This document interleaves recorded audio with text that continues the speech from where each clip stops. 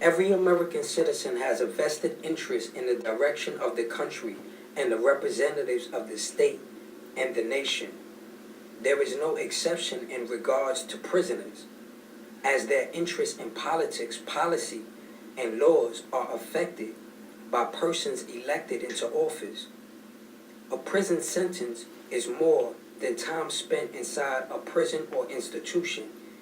It is absolute deprivation and disenfranchisement from the most basic and crucial components of life.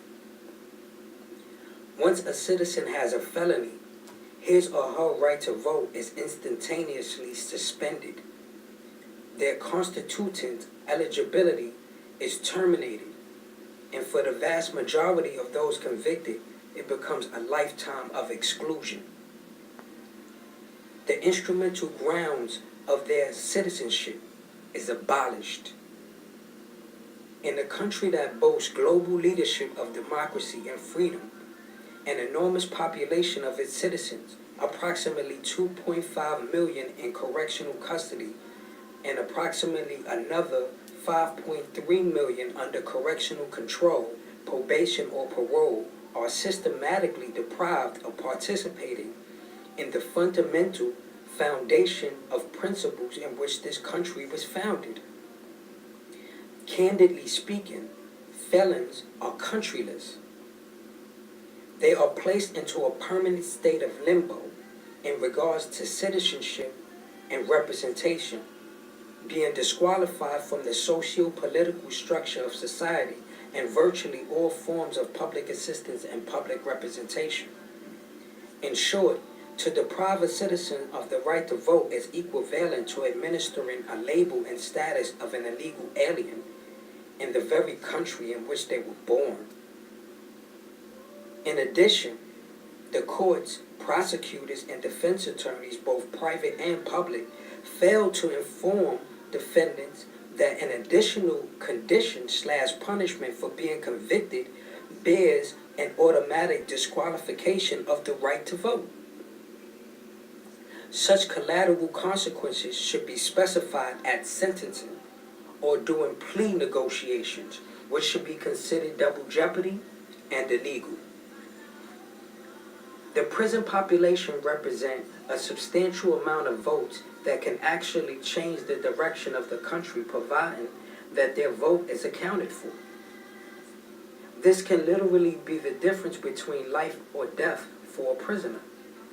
A man condemned to death row has a vested interest in who becomes the governor or the mayor in his state, as one may be pro-public executions while the other may be against the death penalty.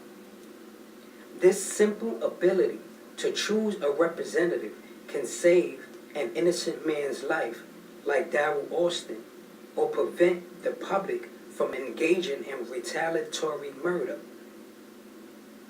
Only 2 states in the U.S. allow inmates to cast their ballots, Maine and Vermont. However, several other developed countries allow their prisoners to vote. The underlying factor is all U.S. citizens should inherently possess the entitlement to vote as a birthright in a democratic country, and such integral rights should not be infringed upon by government.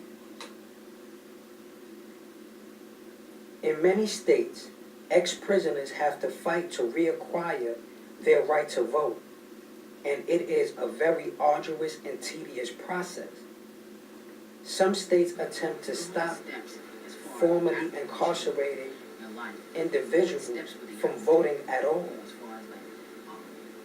Because of felony disenfranchisement, 13% of African American men cannot vote.